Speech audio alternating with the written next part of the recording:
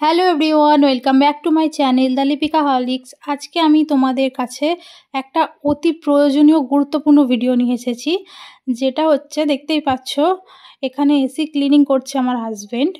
তো এসি তো শুধু ওপরে ওপরে এরকম পরিষ্কার করে দিলেই হবে না, কিভাবে তোমরা কোনো রকম মেকানিক ইঞ্জিনিয়ারকে ডাকা ছাড়াই বাড়িতে নিজেরাই এসি এরকমভাবে খুলে নিজেরাই যে প্রাথমিক যে পরিষ্কারটা করে নিতে পারবে, যেটা সার্ভিস করতে গেলে 500 থেকে 1000 টাকা চার্জ দিতে হয়, 6 মাস অন্তর অন্তর যে সার্ভিসিংটা করতে হয়, সেটা যদি ধরো তোমাদের এসি খারাপ হলো তখনই তোমরা একমাত্র মেকানিককে ডাকবে, না হলে তোমরা এটা নিজেরাই বাড়িতে করে নিতে পারবে। তো দেখো, এইভাবে দুদিকে ঢাকনাটা ধরে চাপ দেবে, জোরে একটু ওপর দিকে তুলবে, এসির ওপর পোর্শনটা খুলে যাবে।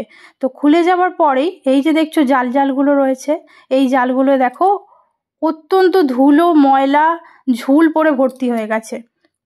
তো এই জিনিসটার জন্যই হাওয়া একটু কম আসে আর পেপারের মতো একটু আওয়াজ হতে থাকে, যেন মনে হয় কোনো প্লাস্টিক আটকে আছে। তো সেটাকে তোমরা ভালোভাবে ক্লিন করতে হবে। এটাকে দেখো কিভাবে বের করছে, এটা এরকম ভিতর দিকে ঘাট থাকে, তো সেই ঘাটে ঘাটে লাগানো থাকে, এটাকে এইভাবে হড়কে খুলে নিলেই হবে হাতে করে। আর খুবই সূক্ষ্ম জিনিস, সাবধানের সাথে করবে, আর তোমরা একবার করলে এটা ইজিলি করতে পেরে যাবে। তখন তোমাদের আর ইঞ্জিনিয়ারকে ডাকতে হবে না, 500 থেকে 1000 টাকা তোমাদের এখানে বেঁচে যাবে।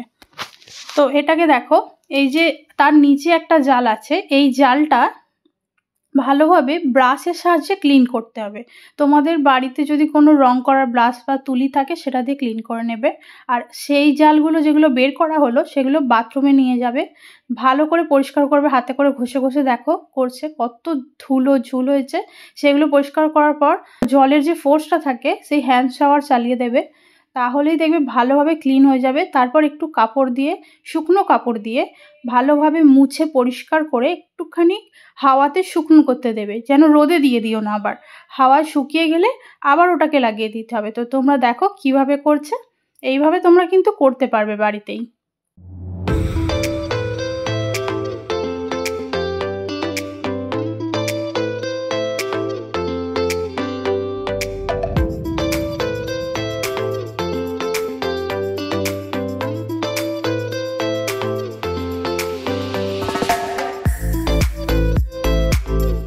তো দেখো কিভাবে হ্যান্ড শাওয়ারটা ফোর্সে চালিয়ে ক্লিন করা হচ্ছে, কত ঝুল আর নোংরা বেরোচ্ছে সেটাও তোমরা দেখো।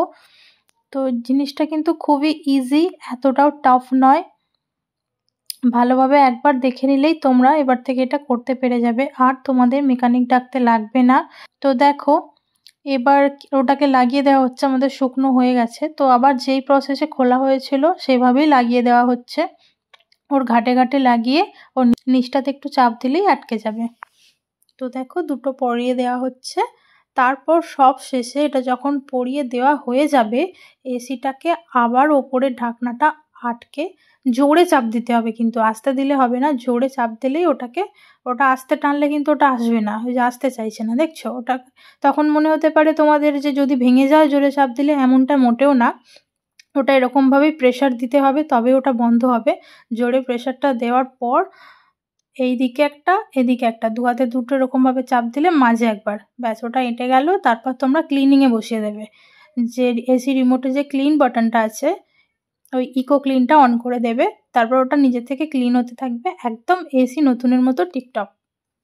তো এই ছিল আজকের ভিডিওটা যদি তোমাদের একটু হেল্প হয়ে থাকে তাহলে লাইক কমেন্ট শেয়ার করে দেবে, চ্যানেলটাকে সাবস্ক্রাইব করে দেবে। দেখা হচ্ছে পরের ভিডিওতে, টাটা।